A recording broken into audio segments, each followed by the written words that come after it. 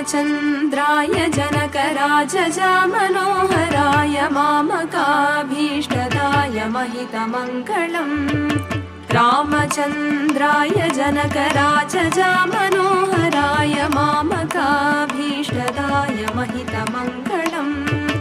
कोसलेशाय मन्दहासदासपोषणाय वासवादिविनुतसद्वराय मङ्गलम्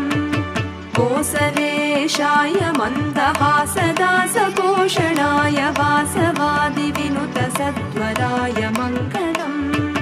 चारुकुङ्कुमोपेतचन्दनादिचर्चिताय हारकटकशोभिताय भूरि मङ्गलम् चारुकुङ्कुमोपेतचन्दनादिचर्चिताय हारकटकशोभिताय भूरि मङ्गलम् ललितरत्नकुण्डलाय तुलसीवनमालिकाय जलजसदृशदेहाय चारुमङ्गलम् ललितरत्नकुण्डलाय तुलसीवनमालिकाय जलजसदृशदेहाय चारुमङ्गलम्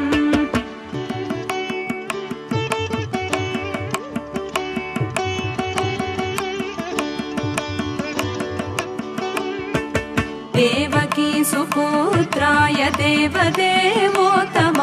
भावजा गुरुवराय भव्यमङ्गलम् देवकी सुपुत्राय देवदेवोत्तमाय भावजा गुरुवराय भव्यमङ्गलम् पुण्डरीकाक्षाय पूर्णचन्द्राननाय अण्डजातवाहनाय अतुलमङ्गलम् पुण्डरीकाक्षाय पूर्णचन्द्राननाय अण्डजातवाहनाय अतुलमङ्गलम् विमलरूपाय विविधवेदान्तवेद्याय सुमुखचित्तकामिताय शुभदमङ्गलम् विमलरूपाय विविधवेदान्तवेद्याय सुमुखचित्तकामिताय शुभदमङ्गलम् रामदासाय मृदुलहृदय कमलवासाय स्वामी भद्रगिरिवराय सर्वमङ्गलम् रामदासाय मृदुलहृदय कमलवासाय स्वामी भद्रगिरिवराय सर्वमङ्गलम् स्वामी भद्रगिरिवराय सर्वमङ्गलम् स्वामी भद्रगिरिवराय सर्वमङ्गलम्